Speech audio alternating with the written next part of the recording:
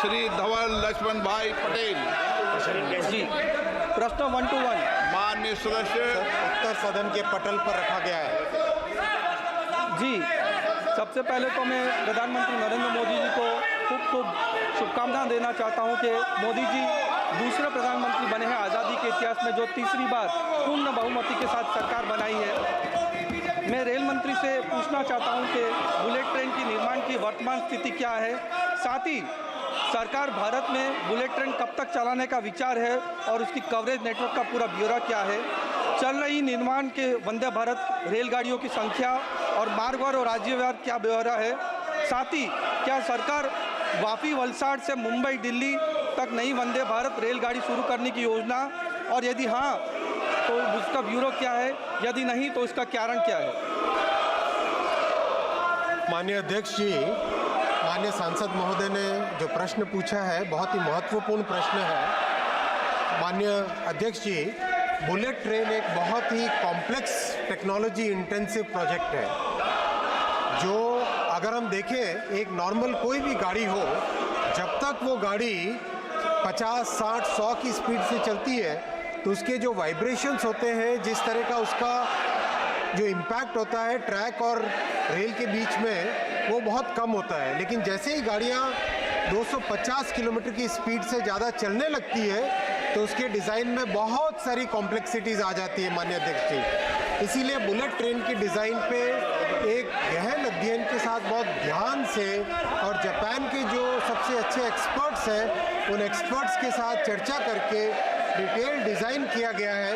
इसका जो फाउंडेशन है और जो पिलर है और जो वायरडक्ट है अध्यक्ष जी, उस करीब उसमें 320 किलोमीटर का प्रोग्रेस हो गया है। टोटल प्रोजेक्ट 508 किलोमीटर का है, उसमें से 320 किलोमीटर ऑलरेडी फाउंडेशन, पियर और वायरडक्ट बन चुका है। महाराष्ट्र में काम में शुरू में थोड़ी देरी हुई थी, लेकिन जैसे ही श्री शिंदे जी और श्री देवेंद्र फडणवीस जी की सरकार आई, तुरंत उन्होंने सारी परमिशंस दी और अब महाराष्ट्र में भी सारा लैंड एक्विजिशन का काम कंप्लीट हो गया है। बीकेसी स्टेशन का काम बहुत तेज़ी से चल रहा है। माननीय अध्यक्ष जी, इसमें एक और बहुत ही यूनिक चीज़ है। समुद्र के नीचे करीब 30 मीटर नीचे एक टनल बन रही है। वो टनल 21 किलोमीटर की है।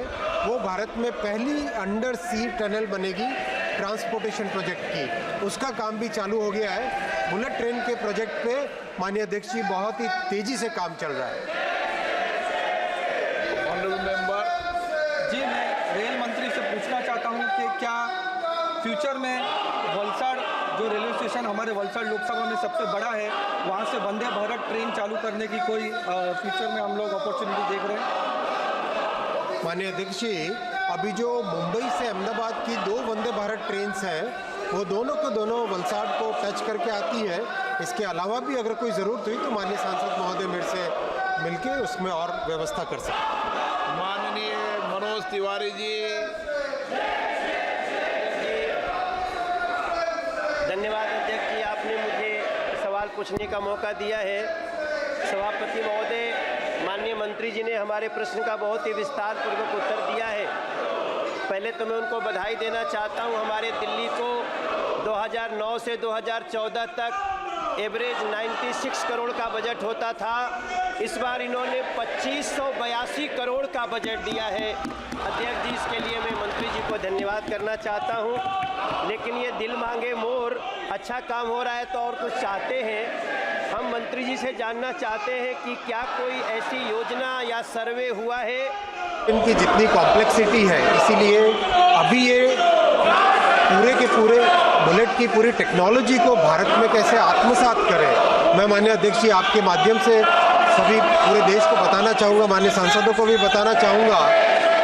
को 350 किलोमीटर के ट्रैक डबलिंग का आवेदन भी दिया गया था, जो पिछले 1 साल से पेंडिंग है। मंत्री महोदय, मैं स्पेसिफिक प्रश्न पूछना चाहता हूँ। मेरा मंत्री जी से प्रश्न है कि कोंकण रेलवे के महत्व को देखते हुए सरकार इसको डबलिंग ट्रैक में कन्वर्ट करने का निर्णय कब तक लेगी, जिससे कि इस रूट पर महाराष्ट्र, कर्नाटक, गोवा और केरला के बीच की वंदे भारत ट्रेनों का संचालन हो? माननीय सांसद महोदय ने बहुत ही महत्वपूर्ण प्रश्न पूछा है अध्यक्ष जी। कोंकण रेलवे कॉरपोरेशन एक कॉरपोरेशन है जिसमें भारत सरकार, महाराष्ट्र सरकार, गोवा सरकार, कर्नाटक सरकार और केरल सरकार, इन 5 सरकारों का एक ये जॉइंट वेंचर प्रोजेक्ट है। और इसमें बहुत सारे काम, महत्वपूर्ण काम है, क्योंकि कोंकण रेलवे मुंबई से लेके all the way up to Mangalore से भी नीचे केरल तक जोड़ने वाला प्रोजेक्ट है। बहुत ही महत्वपूर्ण प्रोजेक्ट है, पूरे के पूरे वेस्टर्न कोंकण क्षेत्र को जोड़ने वाला प्रोजेक्ट है। इसमें इन पांचों की पांचों सरकारों को मिल के इसमें डबलिंग का काम है, सुरंग का जो टनल का एक्सपेंशन करना उसका काम है, ट्रैक को पूरा का पूरा रिप्लेस करने का काम है। उन पांचों की पांचों सरकारों को मिल के काम करना है। मैं माननीय सांसद महोदय से निश्चित तौर पे डिटेल में इसकी डिस्कशन करूंगा और कैसे इस प्रोजेक्ट को आगे ले जाया जाए वो उस पर उसकी व्यवस्था करें। श्री मणिकम टेगोर बोलना चाहते हैं? No. Gurmeet Singh Gill? No. Question number 122 Shri Vijay Baghel.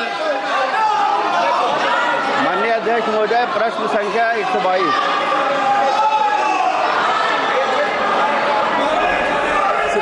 A statement is laid on the table of the House, sir. माननीय सदस्य।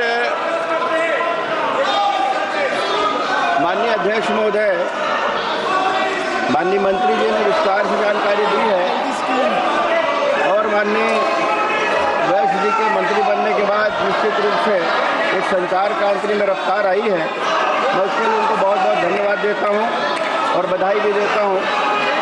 मगर जो गाँव में इंटरनेट की स्थिति है, वर्तमान में मेरे लोकसभा क्षेत्र में लगभग 60% ग्राम पंचायत में ही इंटरनेट चल रही है, 40% में इसकी व्यवस्था अच्छी नहीं है। माननीय अध्यक्ष जी, मैं माननीय मंत्री जी से निवेदन करना चाहता हूं कि इसके लिए जो रेगुलर मॉनिटरिंग हो और मेंटेनेंस की व्यवस्था हो, उसके लिए किसी एजेंसी को तय की गई है क्या?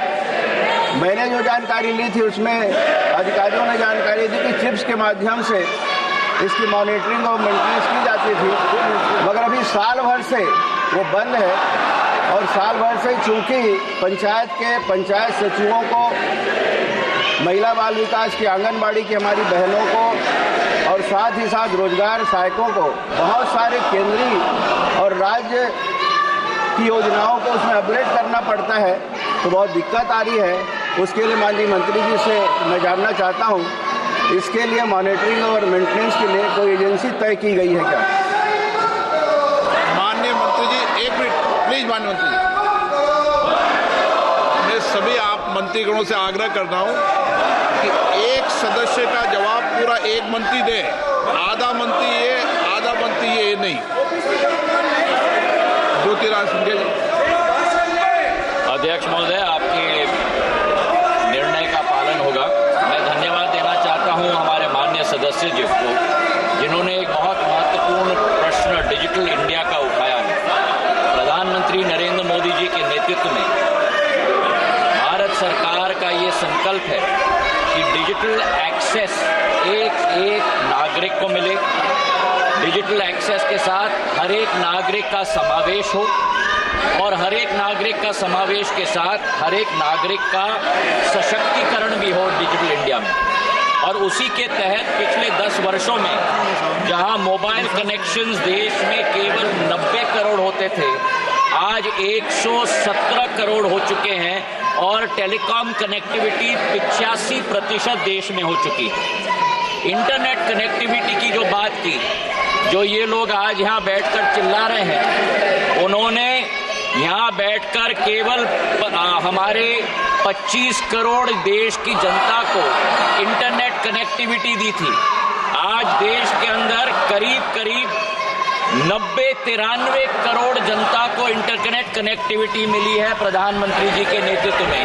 मतलब करीब 57% बढ़ोतरी हुई है। और उसी के साथ हमारा जो इंटरनेट स्पीड है 1.3 MBPS था इनके समय में, आज वही स्पीड बढ़कर 107 MBPS हो चुकी है, ताकि एक व्यक्ति को इंटरनेट कनेक्टिविटी मिले।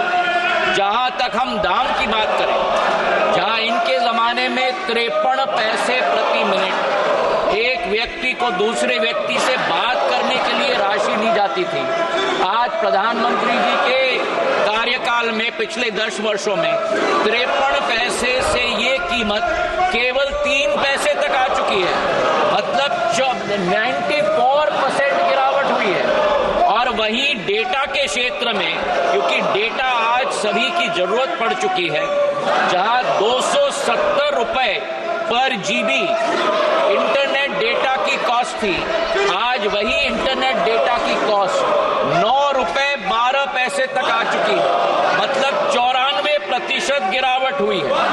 और इसी के तहत डिजिटल ट्रांजैक्शंस देश में जो केवल 160 करोड़ थे इनके समय में, आज 16,100 करोड़ डिजिटल ट्रांजैक्शन भारत के अंदर हर वर्ष में होते हैं। पूरे दुनिया के करीब 45% डिजिटल ट्रांजैक्शंस पूरी दुनिया के आज भारत में होते हैं। ये प्रधानमंत्री जी का कमाल है उनके नेतृत्व के आधार पर। जहां तक इन्होंने विषय उठाया कि हमारा छत्तीसगढ़ की बात इन्होंने की, थोड़ा दुर्भाग्य की बात है कि कई राज्यों ने भारत नेट की क्रियान्वयन अपने हाथों में ली थी। जब कांग्रेस की सरकार थी, कोई कनेक्टिविटी इंटरनेट से छत्तीसगढ़ में नहीं हो पाई। आज हम लोग ने निर्णय लिया है कि स्टेट लेड मॉडल में भी फेज 2 में जो इन्होंने सत्यानाश किया था, मॉनिटरिंग एजेंसी बनाकर एक एक व्यक्ति के लिए इंटरनेट की सुविधा पहुंचाने की जिम्मेदारी भारत सरकार की है और उसका क्रियान्वयन करके ही हम राहत की सांस लेंगे। विजय बघेल जी, सप्लीमेंट्री। सर, ये कब तक होगा ताकि हमारे ग्राम पंचायत ये सुविधाजनक से चल सके, उसकी जानकारी मैं माननीय मंत्री जी से निवेदन पूर्वक जानना चाहूँगा। अध्यक्ष महोदय, जहां इन्होंने छत्तीसगढ़ राज्य ने इसका जो क्रियान्वयन सही से नहीं किया है, जितने हमारे गांव बचे हैं पूरे देश में, भारत नेट फेज 1 और फेज 2 के अंतर्गत 42,000 करोड़ रुपए की राशि भारत सरकार ने निवेश के लिए दी थी। हमारे ऐसे राज्य थे 13 राज्य, 13 राज्यों ने अपने स्टेट लेड मॉडल के आधार पर कार्य किया था। गुजरात जैसे राज्य ने बहुत अच्छा कार्य किया है। जहां कमी रही है, बाकी हमारे ग्राम पंचायत, पूरे देश में 3,80,000 ग्राम पंचायत हैं। 2,12,000 ग्राम पंचायत भारत नेट फेज 1 और भारत नेट फेज 2 के आधार पर जुड़ चुके हैं। बाकी जितने हमारे ग्राम पंचायत हैं, कुल मिलाकर 1,64,000 ग्राम पंचायत, उनको अमेंडेड भारत नेट योजना के तहत, और जहां त्रुटियां बाकी हैं, उदाहरण के तौर पर हमारे सांसद के क्षेत्र में, उनको भी जोड़कर 1,29,000 करोड़ रुपए की योजना प्रधानमंत्री जी ने अमेंडेड भारत नेट योजना के तहत की है। प्रोजेक्ट मॉनिटरिंग यूनिट के आधार पर उसका क्रियान्वयन हम लोग सुनिश्चित करेंगे, ये विश्वास मैं सांसद महोदय को दिलवाता हूँ। श्री नवचरण माझी।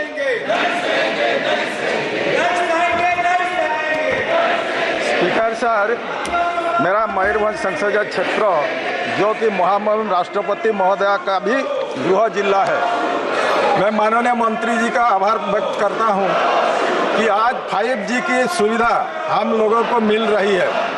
स्पीकर सर, मयूरभंज एक आदिवासी जनजातीय क्षेत्र है, वहाँ बहुत ऐसी जगह है आज भी है जहाँ की नेटवर्क भी नहीं आ रहा है।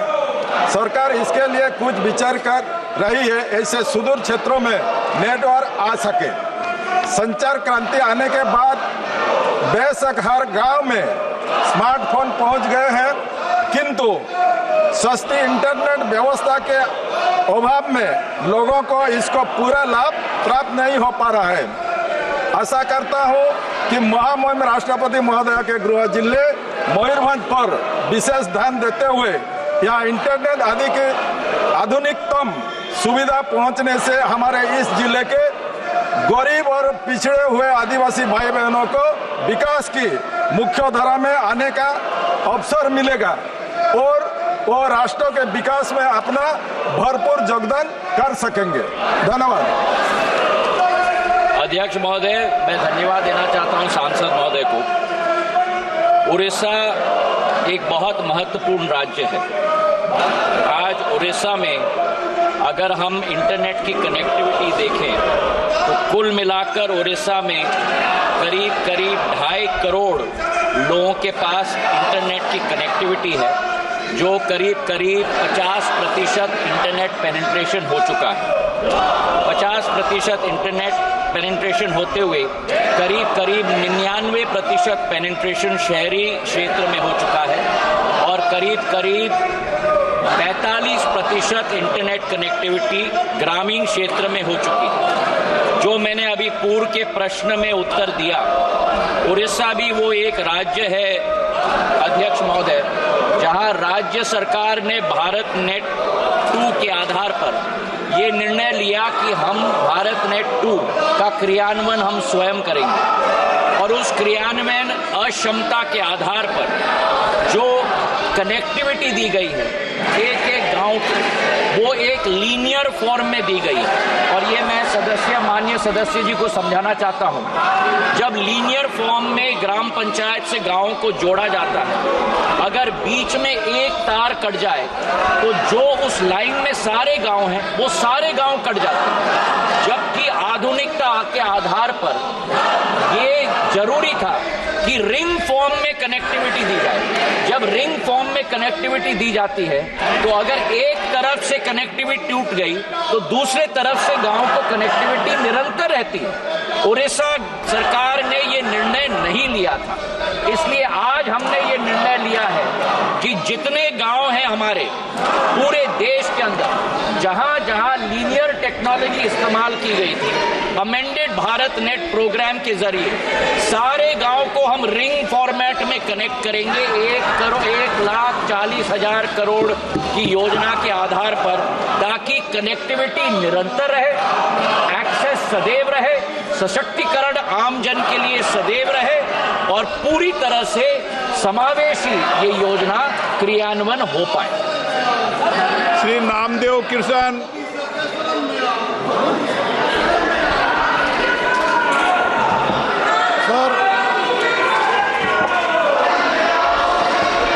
सर, मंत्री इंटरनेट की और टेलीफोन की कनेक्टिविटी है, लेकिन हमारे गढ़चिरौली चिमूर लोकसभा क्षेत्र में ऐसे सैकड़ों गांव हैं उसमें कनेक्टिविटी नहीं है और कनेक्टिविटी से वंचित है, इसलिए वो कम्युनिकेशन हो नहीं पाता। पीडीएस सिस्टम के द्वारा जो राशन दुकान से आप 5 किलो फ्री अनाज देते हैं और बाकी वो जो अन्न सुरक्षा कानून के अंतर्गत अनाज मिलता है वह मशीन पर अंगूठा लगाए बिना दिया नहीं जाता। लेकिन इंटरनेट कनेक्टिविटी नहीं होने के वजह से आपके सदस्य प्रश्न पूछ रहे हैं, आपके दल के सदस्य पूछ रहे हैं, आप उनको बोलने नहीं दे रहे।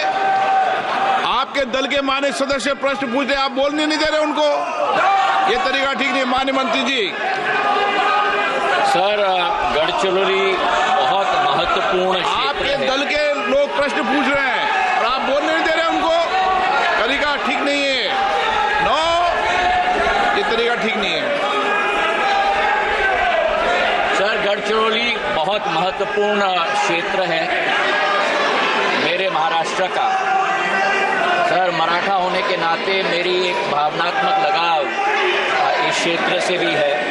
महाराष्ट्र में जितने भी हमारे गांव हैं वहां हमारी रूरल कनेक्टिविटी कुल मिलाकर महाराष्ट्र में आज करीब 90% हो चुकी है। शहरी क्षेत्र में 100 से ज़्यादा प्रतिशत और ग्रामीण क्षेत्र में करीब 52% कनेक्टिविटी हो चुकी है। इसी के साथ जहां तक हमारे पूरे देश के अंदर करीब 6.5 लाख गांव हैं अध्यक्ष महोदय, और 6.5 लाख गांव में से करीब 6,20,000 गांव हमारे आज इंटरनेट और मोबाइल कनेक्टिविटी के साथ जुड़े हुए हैं। उसी के साथ साथ आज महाराष्ट्र में हमारे टोटल ग्राम पंचायत भारत नेट फेज 2 में 12,513 हमने लिए हैं। 50,000 किलोमीटर की ऑप्टिकल फाइबर केबल हमने ले की है, और करीब 9,500 हमारे ग्राम पंचायत पूरी तरह से इंटरनेट केपेबल हो चुके हैं। लेकिन कई ऐसे गांव हैं जो आज भी इस सुविधा से वंचित हैं। करीब ऐसे 24,000 गांव हैं पूरे देश के अंदर।